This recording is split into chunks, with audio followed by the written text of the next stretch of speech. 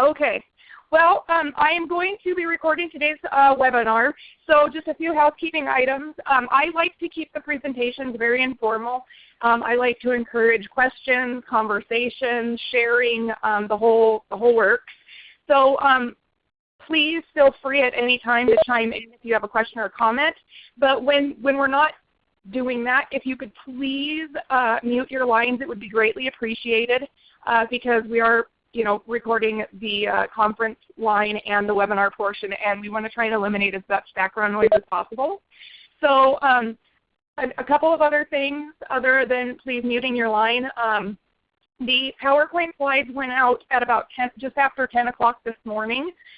They were in a PDF file format. If you're having any problems with those, please let me know. I did resend them to a couple of people per the chat that was going on in the webinar portion. So let's see here. I want to make sure there's not any other questions in the queue before we get started. And a couple of other things. I will be sending a follow-up following this presentation that will have some links to some resources and some attachments of some sample forms that we'll get into later on in the presentation.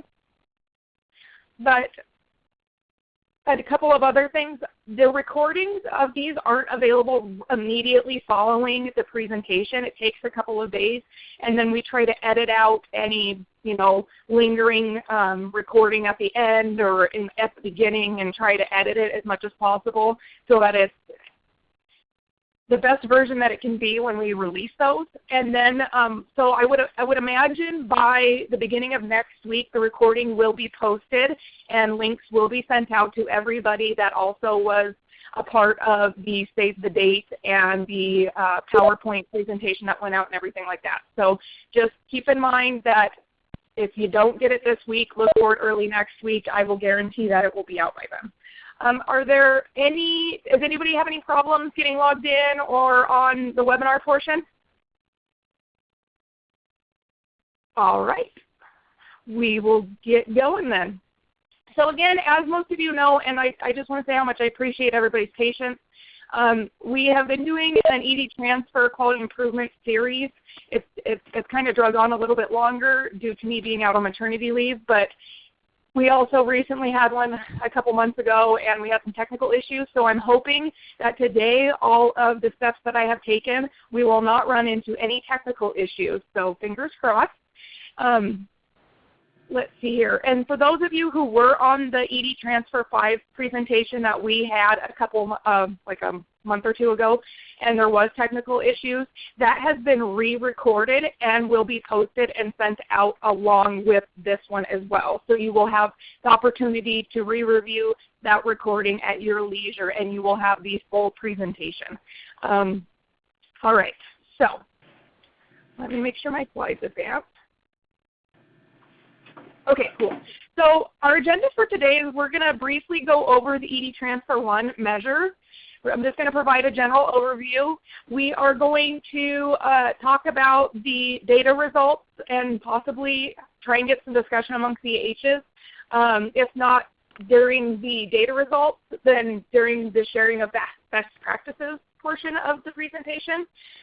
From that, we're going to go into the ED Transfer 1 abstraction guidelines. And I'm not going to dive into those too much because I know that can get really dry, and a lot of you have been collecting and reporting the data for so long now that it's very familiar to you. But I will pause and ask if there are any questions when we get to that point. If anybody has any questions about the abstraction that needs to be clarified, I'm happy to address it at that time. From then, we're going to kind of go into sample forms, tools, and techniques. We're going to go into the interpretation of the ED Transfer 1 report, how you can pull them out of the ED Transfer data collection tool, and how you can read and interpret those reports for quality improvement in your facility. Then we're going to talk about some quality improvement methods, and then like I mentioned earlier, hopefully we can get some of you to kind of comment and share what you're doing at your facility around the ED1 measure or just the ED measures at all. And then we'll kind of wrap up and see if there's any questions. And then if there's time, there's some additional resources that I might just touch on briefly. So one thing that I want to mention before I get started on this next measure overview slide is, this ED transfer initiative, I feel it's really important to the critical access hospitals because it provides CAHs with the opportunity to collect, analyze, and benchmark the triage and transfer care and communication that you provide in your emergency department. The measures to be used were developed specifically for critical access hospitals, and I cannot emphasize that enough. And it has been widely tested in rural frontier hospitals. They're all NQF endorsed, and CH participation, as you all know, will meet MB-QIP data collection requirements for the ED Transfer Communication Measure project. So the purpose of today is, obviously each state is different, but you have your individual flex coordinators that are helping provide data collection, training, technical assistance, as well as support for interpretation of your data reports and the development and assistance of action plans to address opportunities for improvement, identified by reviewing your individual CAH results on each measure. So I just kind of wanted to mention that. So right now you're going to be looking at a slide that is a measure overview. This is just a screenshot of the emergency department transfer communication measures and their required data elements.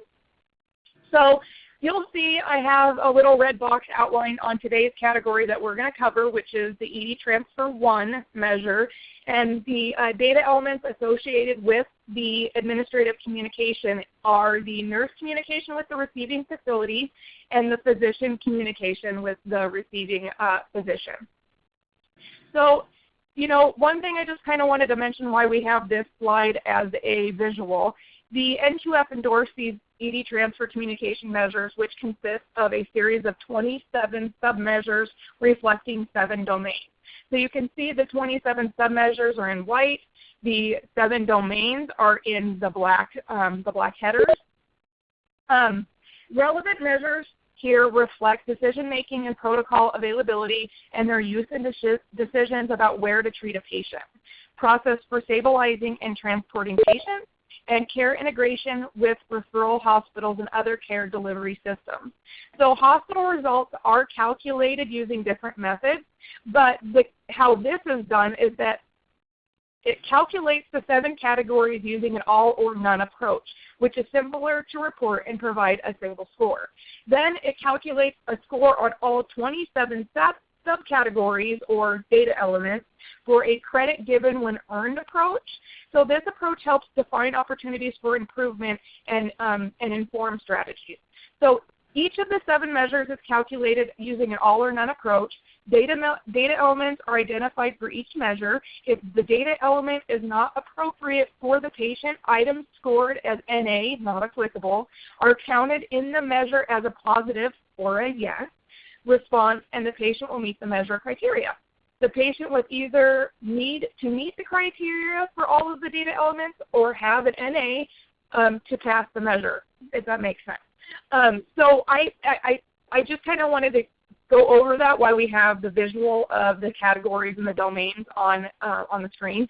But I'm going to dive into that a little bit further when we're actually looking at the ED transfer report that you get out of the Excel database that you enter into. So on the screen you should just see the national comparison of the ED transfer results. It's just for 4th quarter 2015, 1st quarter, and 2nd quarter 2016. Obviously, 3rd quarter is not available yet. It takes a little bit of time to get the national results. And as you know, 4th quarter 2016 is due at the end of this month, January 31st. So this just kind of gives you a snapshot of kind of how all of you are doing nationally, like all the critical access hospitals who are participating. You'll see the ED Transfer 1 administrative communication is all the way on the far left. And it's actually, we're doing some improvements since 4th quarter, which is nice. We were just below I think we were around 88%, and now we're at like the 93% or 94%. Which is still pretty good, but originally when we decided to do the webinar series and start them back in, I think it was July, The three measures that were identified by you, critical access hospitals, as wanting information on was ED4, ED5, and now ED1. So just kind of wanted to provide you with how everybody's doing. And it looks like the next one might need to be ED6. So going forward, the next three slides are the data element information or measure information forms that are taken directly out of the specifications manual. So on your screen now is the first page of ED transfer submeasure 1, which is just a general overview. So pretty much the description is patients who are transferred from an ED to another healthcare facility have physician-to-physician communication and healthcare facility to healthcare facility communication prior to discharge. So the numerator statement is pretty much the number of patients transferred to another healthcare facility whose medical record documentation indicated that all of the elements were communicated to the receiving facility prior to transfer. And within that you have the two data elements: healthcare facility to healthcare facility communication, physician to physician communication. And the next couple of slides are those two data elements. So here we have the healthcare facility to healthcare facility communication. Pretty much it's indicating bed and services are available on the receiving side.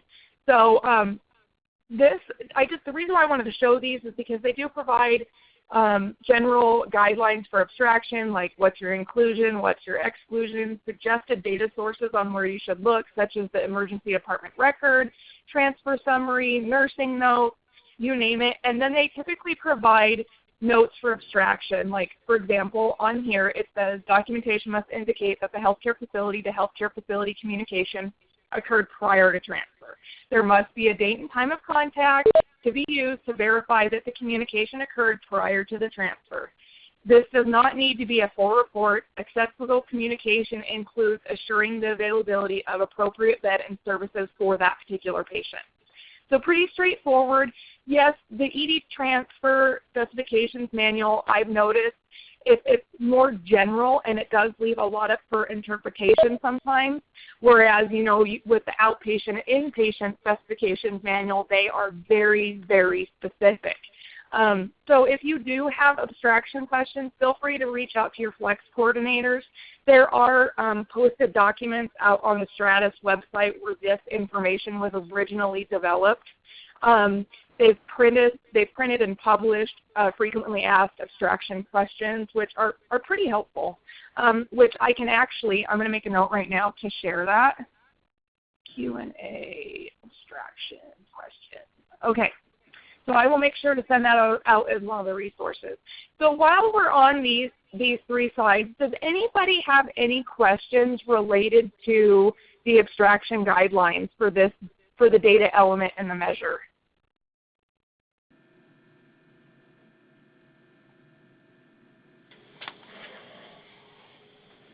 And I'm going to exit the full screen real fast just to make sure nobody's putting anything in chat.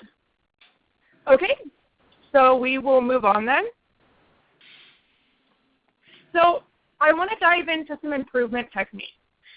So principles, general principles for improvement, just basic quality improvement principles. First, you need to know why, know why you need to improve a system or process. Have a way to obtain feedback to let you know if improvement is occurring. Develop a change that you think will result in improvement. Test that change before implementing. Implement that change, and then continue to test it. So one of the things that I wanted to dive into as one of the techniques, which I'm sure some of you are very familiar with, is SBAR, because it deals so much with communication. And this ED Transfer 1 measure is all about nurse communication to the receiving facility, physician communication to the receiving physician at the facility. So for those of you who are familiar with SBAR, I'm kind of just going to give you a generic rundown of it. So SBAR is an acronym that stands for Situation, Background, Assessment, and Recommendation. It's a technique that has become the Joint Commission stated industry's best practice for standardized communication in healthcare. So it's It's structuring critical information primarily for spoken delivery, which is perfect, especially when you're trying to communicate to a receiving facility. So regular use of SBAR is an important part of an organization's crew resource management, also known as CRM, family of skills. And again, this is something that was developed, I shouldn't say developed, but it was modified by the Joint Commission and the Institute for Health. It helps caregivers function as effective team members while establishing a culture of quality, patient safety, and high reliability. So SBAR promotes quality and patient safety primarily because it helps individuals communicate with each other with a shared set of expectations. So staff and physicians can use SBAR to share patient information in a clear, complete, concise, and structured format, thus improving communication efficiency and accuracy. I mean, and just a kind of little tidbit here, originally, SBAR was developed by the United States Navy. It was as a communication technique that could be used on nuclear submarines, believe it or not. So the need for safer healthcare helped introduce SBAR into the healthcare settings. I think it was back in, just recently, in the 1990s. As part of, going back to that crew resource management acronym, it was part of their training curriculum. So since that time, SBAR has been adopted by hospitals and healthcare facilities around the world as a simple yet effective way to standardize communication between caregivers, staff members, and between hospitals. There we go. Got it to change. So SBAR, just a couple other things I just want to touch on. It's a technique that offers hospitals and other healthcare facilities a solution to bridge the gap in communication, which comes to handoff, patient transfers, critical conversations, and telephone calls. It creates a shared expectation between the sender and the receiver of the information. So here's pretty much how it works. First, you quickly organize the brief information in your mind on a paper using the four elements: situation, background, assessment, and recommendation. Only the most relevant data is included, and everything is irrelevant or of secondary importance is completely excluded. So second, you present your briefing. Since team members can immediately recognize and understand the familiar, predictable SBAR format, you help them more efficiently and effectively address a situation or solve a problem. So third is they may confirm or clarify or enhance what you've said, or repeat it back, then work with you to take required action. So, and on the next slide, I'm actually going to get into that, the format, a generic format you can use. So, one of the ways SBAR does this assists and shares, assists with communication is it creates, again, that shared mental model that ensures members are on the same page. So it requires you, by using that format, to speak frankly and openly with others regardless of their position in the organization. So position has nothing to do with it. So this shared mental communication model ensures each party remains on the same page throughout the entire conversation. So here's what I'm going to show you. Here is just there are so many SBAR formats and templates out there. It's just a matter of finding one that works best for you and your need, and possibly even changing the wording in it a little bit to fit your particular need or department or situation. So here's an example. Before you call, always be prepared, be clear, concise, focus on the problem, and only report what is relevant to the current situation. So it gives you a couple examples. Be sure to do the following: assess the patient, review appropriate parts of the medical record, determine the appropriate person to call, have the medical record available when you call, and use the following form to organize your conversation. So pretty much you use a punchline. What's happening now? What are the chief complaints or changes? So, for example, this is Shanelle Van Dyke. I'm calling about patient Mickey Mouse. And then the background, what factors led up to this event? Pertinent history, objective data, that would be like vital signs labs, and that support how the patient got there and what needs to be done. This is where you would put it. And then you go into the assessment. What do you see? What do you think is going on? So I think the problem is this. or whatever, and again, like I said, this can be changed and developed for a patient transfer from your facility to a receiving facility. Recommendations, what actions do you propose, state what the patient needs. So at this point, obviously, this could be changed to be like, hey, do you have services, do you have a bed available, and this is what the facility needs, can you, meet that need? So again, just a very simple, straightforward format, and this, again, can be modified for any needs. I mean, of course, if you're modifying it, you want to keep it as simple and clear and concise as possible. But again, you can reword this information here where it's talking about the assessment or the recommendations, for example, or the background or the situation as it pertains to a patient being transferred from your ER to another facility. Let me go. Let's see. So from that, I'm going to move on kind of to the recommendations and principles of care transitions from the ER. So this is kind of like an overall approach because, again, looking at that ED Transfer 1 measure, it is making sure that communication of all the data elements took place from your facility to the receiving facility. So, excuse me.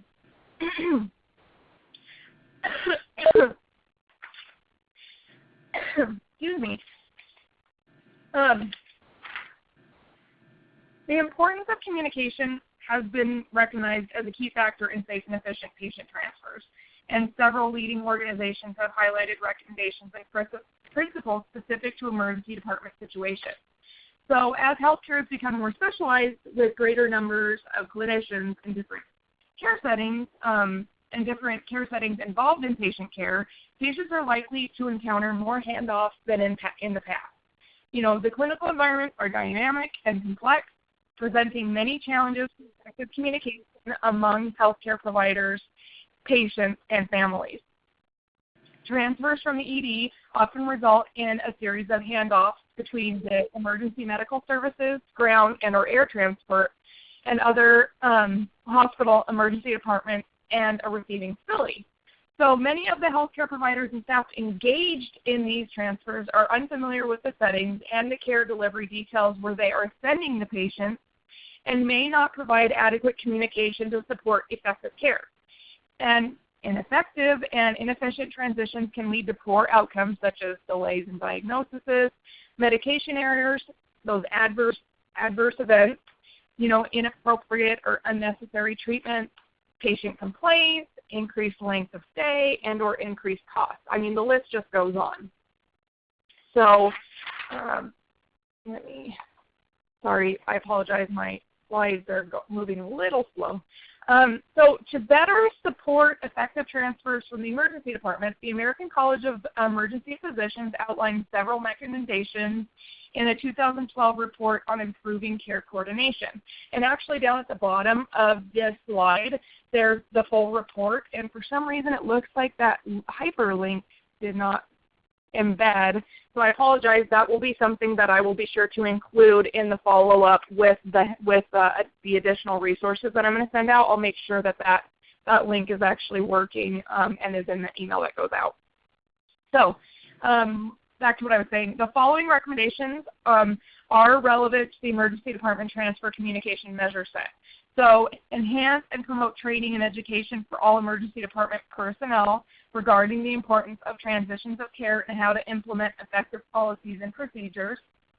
Assess provider performance with appropriate feedback and provide training in communication skills as necessary. Work with the ED information system vendors to produce transition support tools and identify the components of a minimum data set for all transitions.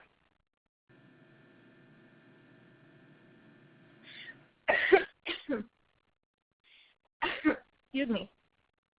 The American College of Emergency Physicians, Emergency Nurses Association, National Association of EMS Physicians, National Association of Emergency Medical Technicians, And the National Association of State EMS Officials have developed a series of principles to ensure safe transfers and handoffs from hospital to hospital and from EMS to hospital. When thinking about making improvements to your ED transfer process, consider these principles, and I have outlined them here on this slide. So, the emergency physician and hospital personnel should abide by applicable laws regarding the patient transfer. All patients should be provided a medical screening examination and stabilizing treatment with the capacity of your facility before transfer. The transferring physician should inform the patient or responsible party of the risks and the benefits of the transfer and document it. Before the transfer, patient consent should be obtained and documented whenever possible. The hospital policies and procedures and/or medical staff bylaws should identify the individuals responsible for and qualified to perform the transfer, the medical screening examination. The policies and procedures or bylaws must define who is responsible for accepting and transferring patients on behalf of the hospital. The examining physician at the transferring hospital will use his or her best judgment regarding the condition of the patient when determining the timing of transfer, mode of transport, level of care provided, and the destination of the patient.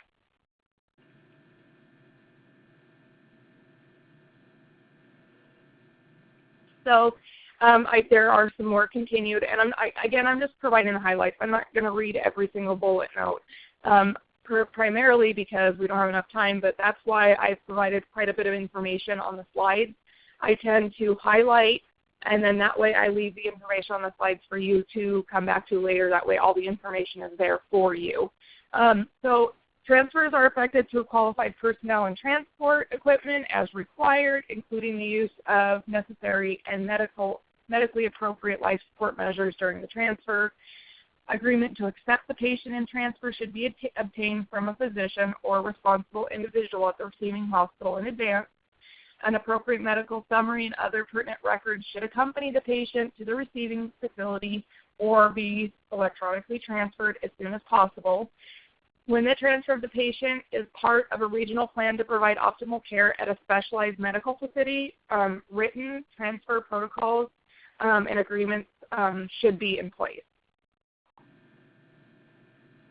So actually, I wanted to go back. So just to ensure that the optimal patient care, hospitals should abide by transfer standards, just wanted to mention this, much the same as those outlined above in the last couple of slides.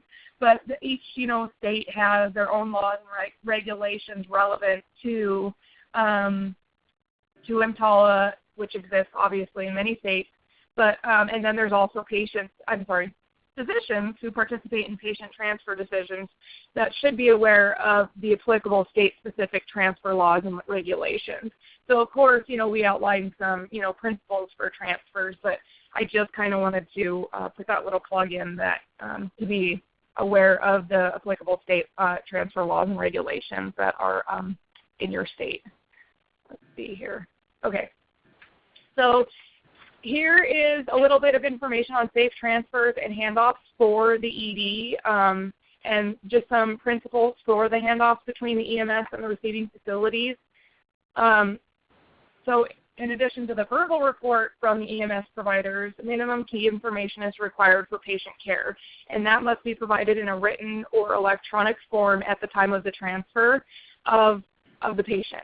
So by doing this, it ensures that the physicians and other healthcare providers who deliver the care for the patient receive more accurate information to avoid potential errors with the secondhand information. So the minimum key information reported at the time of the handoff should include information that is required for, and there's that word again, optimal care of the patient. So again, that goes back to vital signs, treatment interventions, onset, any symptoms, onset for time of sensitive illnesses. But again, of course, all of the information in the ED core measures it includes that. So obviously that includes the vital signs, it includes the demographic information, it includes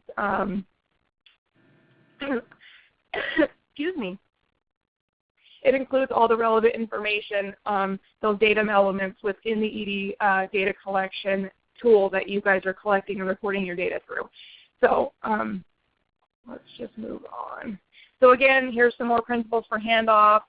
Healthcare facilities should attempt to receive patient care transfer reports in a timely manner.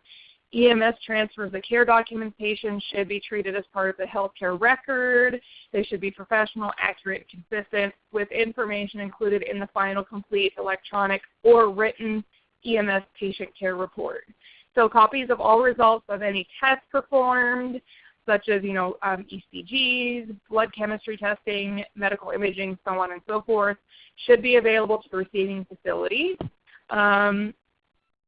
Let's see, what else should I touch on? A lot of this is some information that's just redundant that you guys obviously are aware of, and I don't want to repeat it too much. So I'm going to move on to the next slide. Okay, so this is where we get into the hands-on of quality improvement. So the next few slides, I'm going to talk about developing and implementing an action plan. As you know, quality improvement consists of systematic and continuous actions that lead to measurable improvement in healthcare services and the health status of targeted patient groups. So the Institute of Medicine, IOM, which is a recognized leader and advisor on improving healthcare, defines quality in healthcare as a direct correlation between the level of improved health services and the desired health outcomes of individuals and populations. So I know there are many definitions, but I just wanted to use one that we're pretty much the most familiar with. So the Institute of Medicine actually outlines 6 aims for improvements for healthcare. There's SAFE. It's called SEEK. It's another acronym. So it's safe, timely, effective, efficient, equitable, and patient-centered. So SAFE being avoiding injuries to the patient, timely being reducing waits for both the recipients and providers of care, effective being providing care based on scientific knowledge, efficient meaning avoiding waste, equitable, which is ensuring that the quality of care does not vary because the characteristics such as gender, ethnicity, economic status, or geographic location, patient-centered, meaning providing respectful and responsive care that ensures that the patient values guide a clinical decision. So I'm going to kind of dive into this a little bit more. So for those of you, let me get back to my notes here. Most of you are very familiar, I'm sure, or either using or just have a knowledge of PDSA, Plan, Do, Study, Act, or it can be PDCA, which could be Plan, Do, Check, Act. It all depends where you went to school, where you did your training, and what certificate you got, but same difference. So the foundations of quality improvement are customer-focused, process-oriented, and data-driven. There are many models, many models used to identify and address quality improvement needs. But one common example that we are all familiar with is the Plan, Do, Study, Act, also known as PDSA model for improvement. So in essence, it asks, what are we trying to accomplish? How will we know that a change is an improvement? What change can we make that will result in an improvement? And each of these is outlined in this table that you have on the screen right now, this slide that's up. So this model uses the following approach. It encourages learning by testing change on a small scale. It eliminates studying the problem endlessly. It minimizes data collection overload, and it works well with small numbers. And finally, it uses the 3 questions in its frameworks, which are the ones that you see on your screen right now. So it's a perpetual cycle for continuous improvement, and the reason why it's one of my favorites is you can do rapid cycle improvement with it, which, I mean, with everybody's multiple hats these days and multiple initiatives and the need to improve on so many different data elements, PDSA, I think, is just one of the better models for improvement because you can do that rapid cycle improvement with it. You can easily identify, hey, what are we trying to accomplish? So, okay, let's say we're going to improve our ED Transfer 1 measure. How will we know that this change is an improvement? Well, for one, if you implement a change, obviously you can collect and report your ED transfer data, well, quarterly, but you can, by implementing that change, you can instantly collect the data in the ED Transfer tool, run the reports again, and see how you're improving from quarter to quarter when you're implementing those changes. And then what change can we make that will result in an improvement? So you need to, actually, I'm going to save that part of the question for when we go and look at the report in the ED Transfer tool. So just hold that thought for just 1 second. So again, I just wanted to provide another example.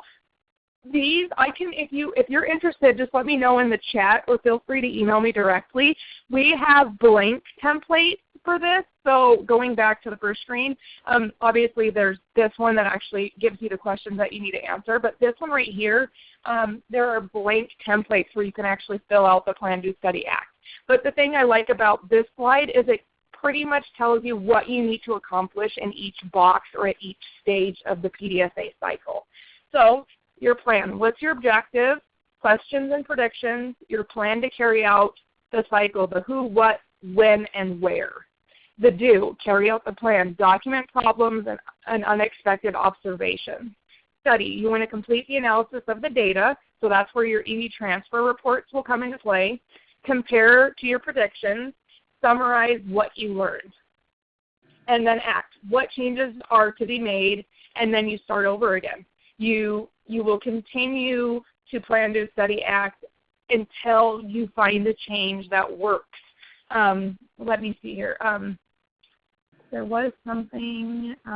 So, for example, on the plan, your aim, your objective. You need to know how will you know when that change is an improvement, and then you need to know what your measure is going to be. What changes can we make to achieve our goal, and then you need to develop strategies for that.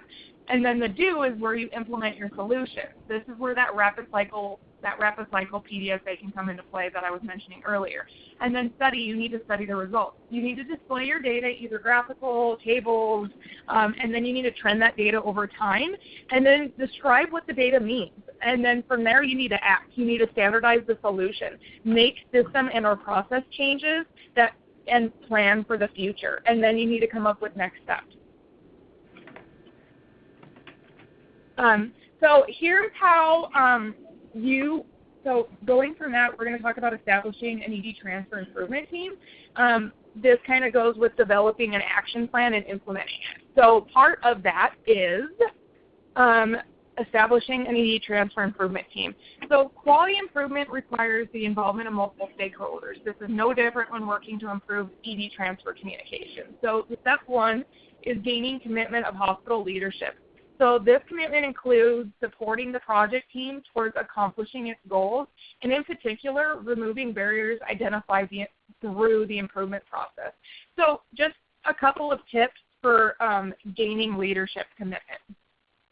Show them the data. The purpose of data collection on the ED transfer communication measures is to identify opportunities for improvement, which is why we've been doing these quality improvement series around the ED transfer measures.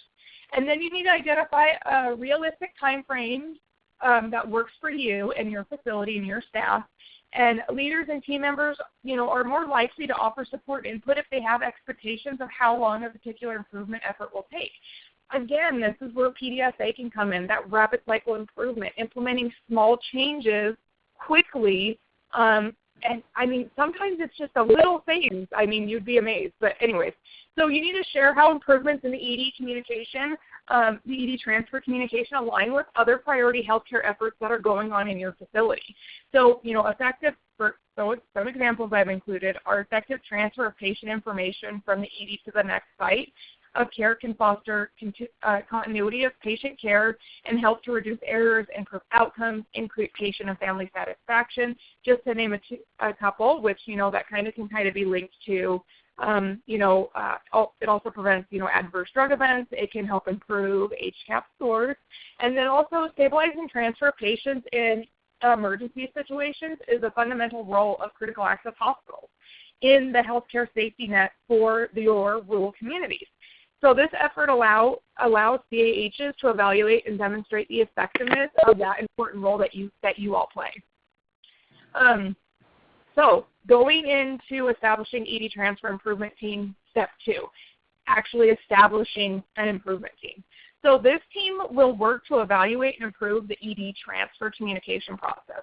It's important to involve those that work directly with transferring patients from the hospital ED to another hospital or care setting.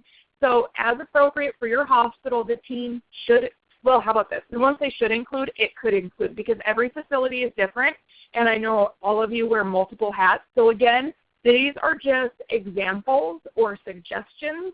So a team leader, which is often your QI coordinator or quality improvement director, any physician champion or champions, any nurse leaders, case managers, and then those responsible for maintaining patient information, such as a unit coordinator, a medical records representative, a discharge planner. An IT representative can be helpful. They can actually help the team understand capabilities in your EHR and make adaptations to your electronic medical record if needed. So they're always kind of great for input on what your capabilities are and ways to kind of hopefully make your life easier when it comes to the transfer. And then your local EMS and transport organizations. From that, we're going to go into that developing of an action plan. So you have your team. So each step or change should include what action or changes will occur, who will carry out that change, start and end dates for making the changes, and resources needed to carry out the changes, and then finally communicate plans for the change. Who will know, receive, and participate in what? That's very important. And then action plans should be complete, clear, and current.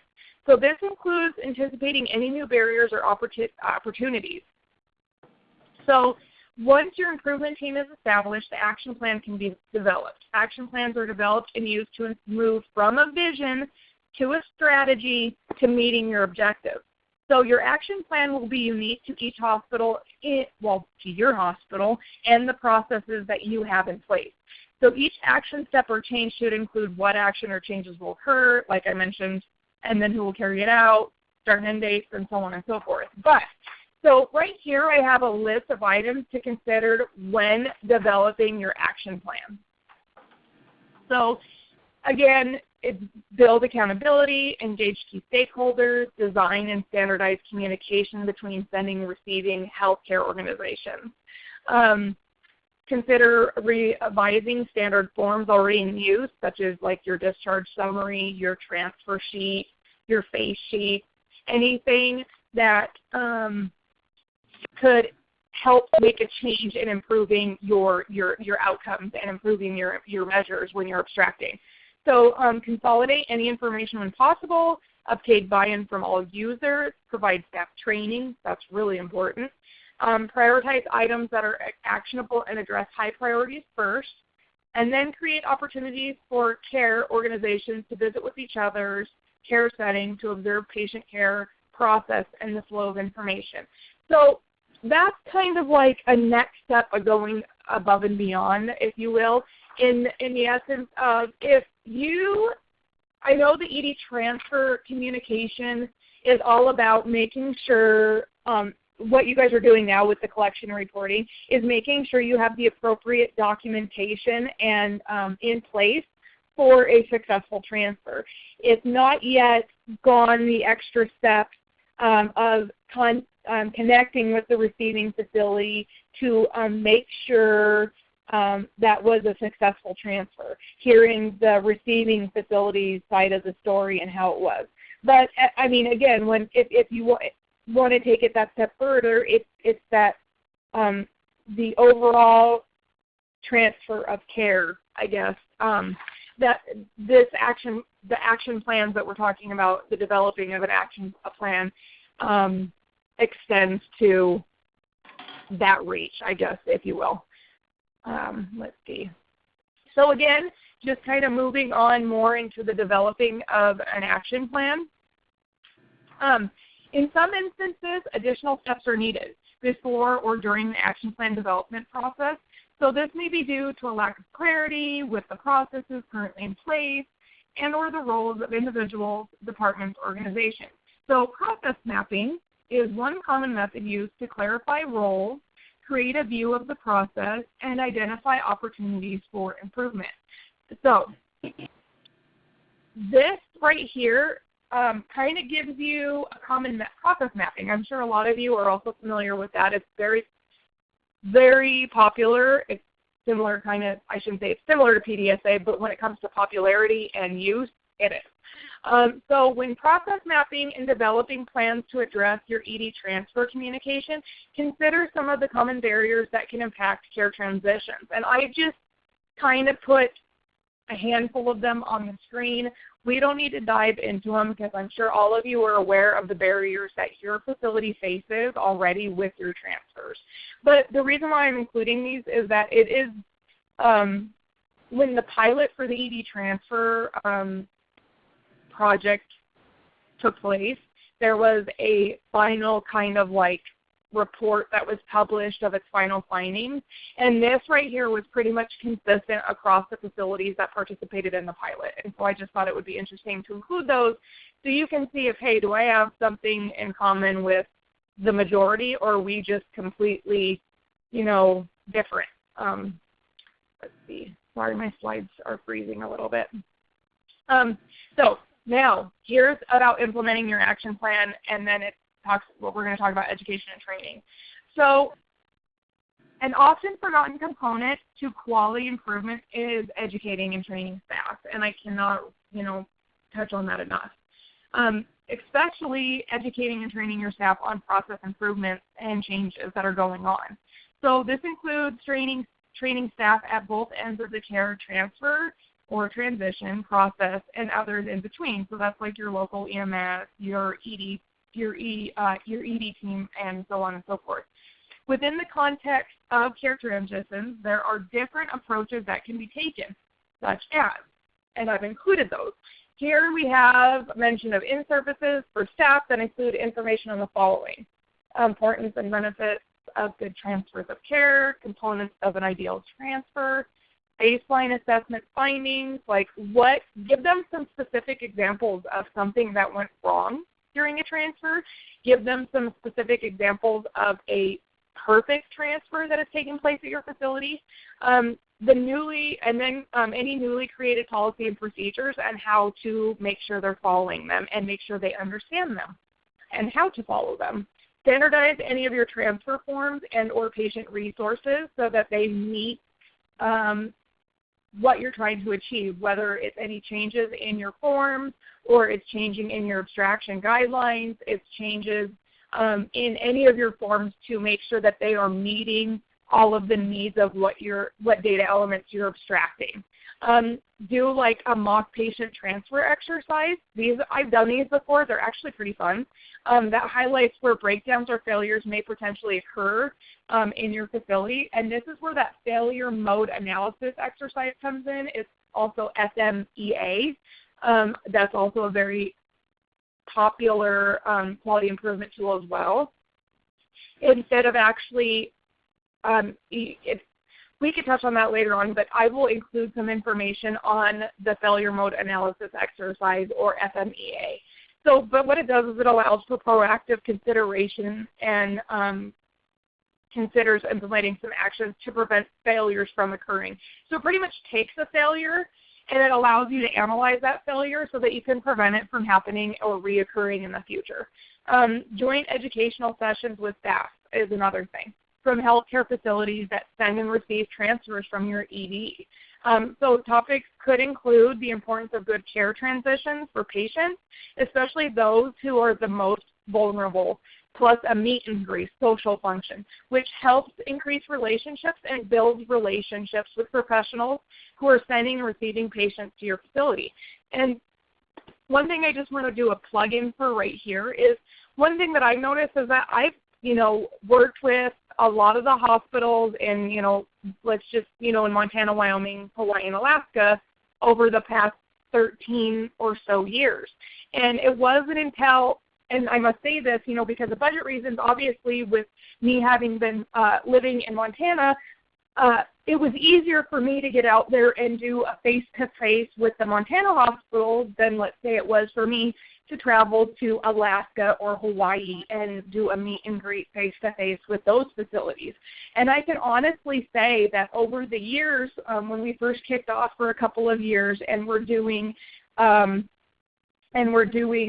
quality improvement and getting them on board with reporting, that the facilities that I was able to actually make that connection with after speaking with them for like a year over the phone, once I was able to do the meet and greet, it's amazing just how a face-to-face connection, to get to sit down and kind of, excuse my language, BS with the person that you've been talking to over the phone when it's all business, can help better build relationships. You build that trust because you get to know that person. I mean, that may seem trivial to some of you or kind of silly, but to me, I've noticed that when it's come to quality improvement over the years, that having that face-to-face connection, I think is critical.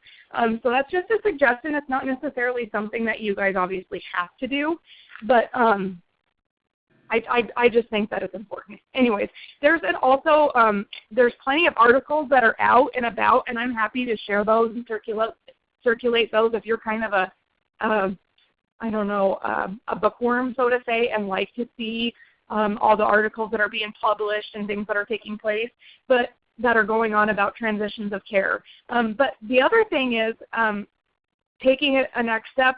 So the national articles that are going around, but also doing an article locally about what you guys are doing in your local newspaper, or just like do a little television.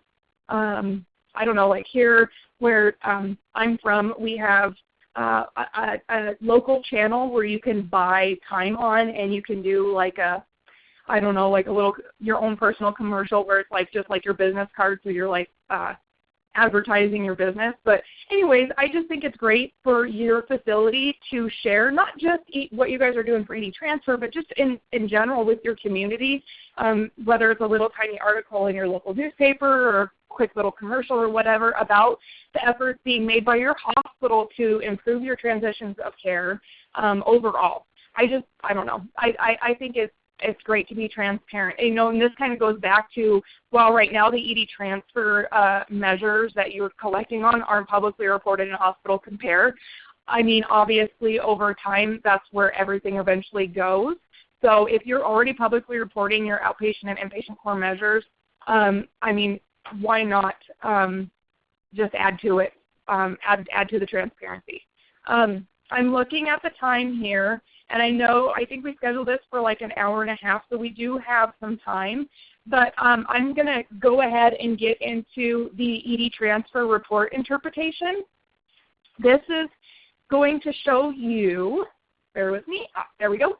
So when you enter your data into the ED transfer data collection tool, and every quarter when you need to get your report submitted, there is a run report button in the ED transfer tool. When you click that button, this is the screen you see.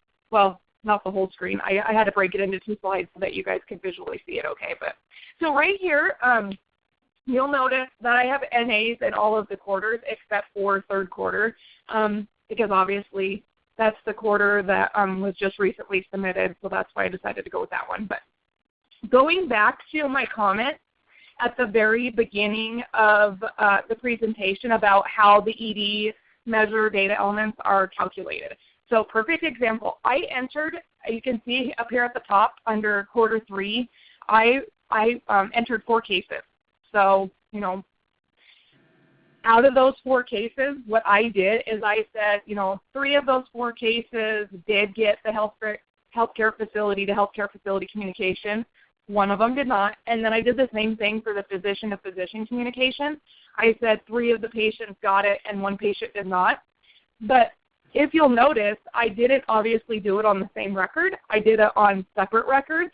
So what's interesting about that is because I did it on separate records, you will see here's where that all or nothing approach or credit given when earned approach comes into play with the data elements and the domains, is that while, 3 out of 4 got the healthcare facility to healthcare facility communication and 3 of them got the physician to physician, only 2, I'm getting 50%, I'm getting 2 out of 4 because those are the only ones that actually got everything, if that makes sense.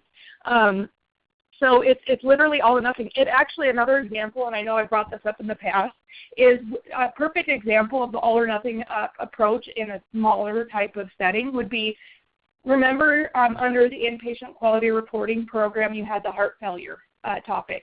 And in that topic you had discharge instructions. And within the discharge instructions you had, like, I think it was a total of 6 criteria that you had to meet, like diet, exercise, weight, that type of stuff. And if you only met 1 or you met 5 of the 6, again, it was an all or nothing approach. You would fail that data element.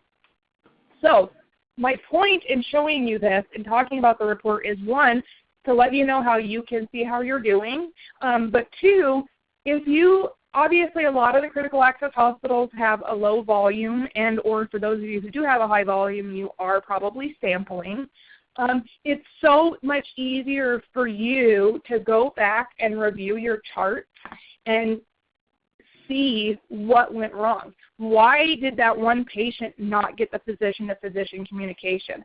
Why did that one patient not get the healthcare facility-to-healthcare facility communication? Was it as simple as, hey, it just wasn't documented in the chart, so we need to do some education to staff, some training and education of staff to make sure that that's appropriately documented? Or was it a matter of, oh, we don't have a place in the chart to put that information, so nobody knows where to put it, so they will just randomly write it somewhere, and then when somebody goes to extract it, they don't know where to find it. I mean, there's so many different reasons, but it's up to you to find that reason or reasons that you are not doing well in this particular measure. So every quarter, I would encourage you, not just obviously on this measure, to go and look at your reports, not just collect data, send the report off, and be done with it until the next quarter comes around, but actually look at the data, look at the report, and go back to the chart and find out why you're not doing well in a certain area or data element. Again, it comes back to that PDSA. It could be as simple as, like, so for example, I know we're kind of getting close to the, well, no, we still have about 20 minutes. But so what I want to pinpoint is the PDSA template. Perfect example. You could go, let's say you are doing great everywhere, but for some reason you guys just are not getting that healthcare facility to healthcare facility communication. Okay, go back, review your chart, take that PDSA template. I'll include a blank one, obviously, when we send out the follow-up to this webinar, and fill out what's going on. You can use that template to be like, okay, I'm reviewing these charts. What am I finding? Was it not documented? Okay, then it comes down to education and training. Is there not an appropriate box, or is it not clear where they need to put that information in the EHR or the paper form or whatever?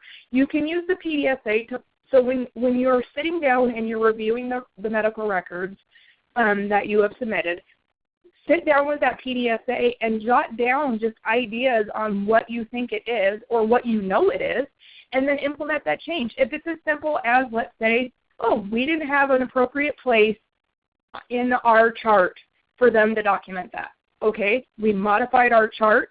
You implemented a new chart. You provided, you implemented a new form. You provided staff education and training about that new form and that minor modification that you made, drilling to them that they need to fill that out, and then review the data again the next quarter and see if that little change made a difference. That's where the rapid cycle PDSA template kits are really, really great. Also, what I want to mention is, so thinking about the rapid cycle and not to cause confusion, you don't have to wait to do quarterly. Yes, I don't want to cause confusion. You do have to submit your quarterly reports at the end of the quarter when they're due. But if you want to be on time and do real-time quality improvement, then, for example, if you are, let's say, fourth quarter is coming up due, let's see, the end of January, so that's not going to work. Let's say we're in January right now, so that's going to be first quarter. And let's say at the end of January, I want to see how I did. You can go in to your ED transfer tool and enter in all your January patients, and then simply hit run report, because it will, and then for that quarter, It will show you your quarterly report for first quarter, but you know that obviously the quarter is not over with and it just has your January data in it. So that is a way for you to know that. Then make a note and or save that report on your computer and just label it January, knowing that it says first quarter. Then when you go and it's the end of February and you're like, okay, I want to add in February, I want to see how we're doing, add in February, hit run report, and that report that you now have, you know, is just your January and February, and you can see the difference between your previous report when you just ran it as January.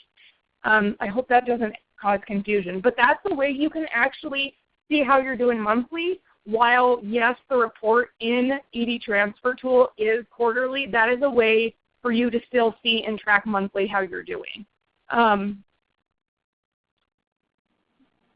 The next slide, again, is just the other portion of the report. Again, like I said, I had to kind of cut it in half so it was large enough for you guys to read. But the one thing that I want to point out on this slide actually is you will see let me go back 1 minute. You can see all of the other measures I did awesome in. I was 100% across all the other measures, all the other data elements. But then when it comes to the bottom of the report and it's like, oh, how did you do on all of your measures? Again, that's where that 50% is going to come back to haunt me. That's where it's that all or nothing. So while I was a rock star in all the other measures, me doing not so well in just one area is exactly what my overall score is for that quarter. So that's why it's really important with this all or nothing approach to make sure you're stellar across the board on all of the measures, not just some of them. Okay, let me see. Okay, I know it sounds like some people roll me on for the hour, but I know sometimes it's hard to get people to talk and share during these calls. But I would just like to encourage, is there anybody on the line that would be willing to share something that they've done with their ED transfer data that has made an improvement on your data and on your numbers?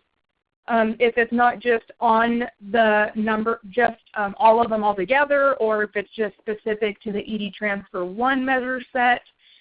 Is there anybody that would be willing to share any comments or barriers or successes that they've had?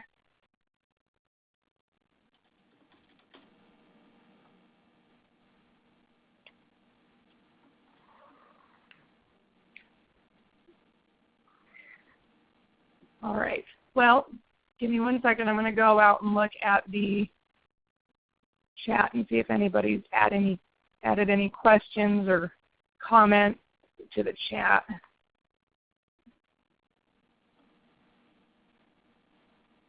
No, I don't see anything. Well, with that being said, again, I typically on the last 2 webinars that we had, we did have facilities share best practices. This month, I did not include a high performer to share and discuss. I wasn't sure we would have enough time, and I didn't want to just rush through the importance of developing and implementing an action plan and developing and creating an ED team, an improvement team. So I just want to touch on a couple of reminders for the month, and then you guys can have possibly, if there's not a whole lot of questions, you guys can have 15 minutes of your day back. So just a reminder, the quarter 4 2016 ED transfer data submission deadline is at the end of this month. It's January 31st. So just remember to get those reports ran and sent off to your Flex coordinator. For those of you who are on from Wyoming, those quarterly reports go to both myself and Kyle Cameron. And then for the other states, it goes directly, obviously, to your state Flex coordinator.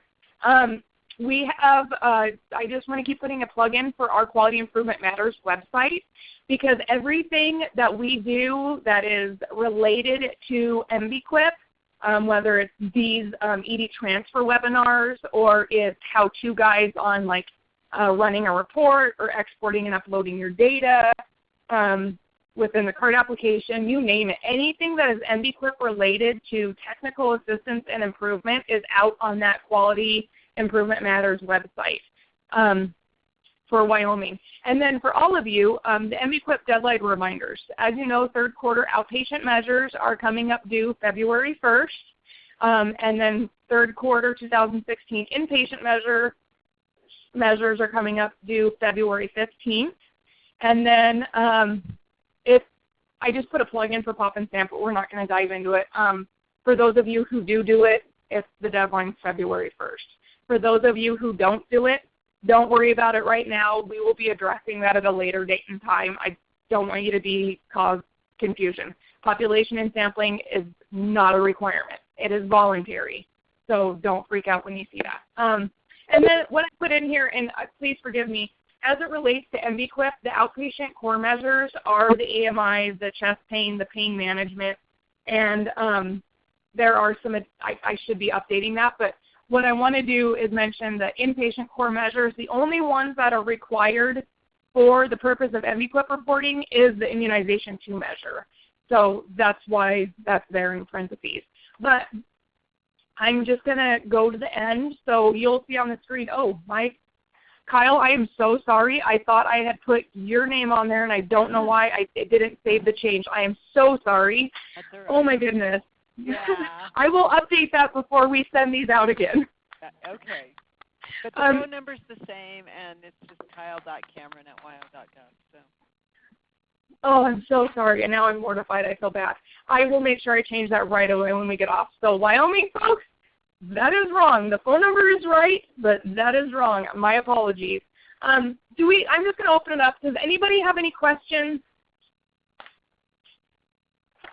about the developing of an action plan or the implementing of an action plan? Or does anybody have any questions about the PDSA model for improvement? Okay. Quiet group today. Well, Shanelle, it's Kyle, and I just want to tell you that I think you did a fabulous job, and you did cover a lot of information that I think it's going to be important for some people just to go back through and look at those slides that you provided us, because the information you provided is very, very valuable. Thank you very much. Oh, thank you, Kyle. I appreciate that. Yeah, that's why I was so worried, about having a sharing of best practices session this month, just because when it comes to developing an action plan and implementing it, there's a lot of information to cover because there's so many components of it that I didn't want to cut it short on time and me have to just rush through it and skip slides. So I wanted to make sure there was plenty of time for questions if there were any. But for those of you who are still on, I know people are hopping off probably to go join other meetings. But if you didn't feel comfortable asking questions or making comments during the presentation today, please feel free to email me directly. I am more than happy to make myself available to answer any questions you have or help you in doing any of the stuff that we discussed today. If you need help with reaching leadership and getting leadership buy-in on your ED transfer, we're happy to help with that. If you need help with helping identify an ED transfer improvement team at your facility, if you just want a crash course with the PDSA cycle, or even the other one that I mentioned, the FMEA, the failure mode analysis, anything at all, feel free to review the slides and go back and take a look at them. I know there was a lot of information provided, and reach out to me if you would just like additional information or clarification on anything that was addressed today. And with that being said, I'm going to stop the recording and just remind all of you that the recording will probably be available at the very latest early next week. And thank you all for joining, and I hope you all have a wonderful rest of the day.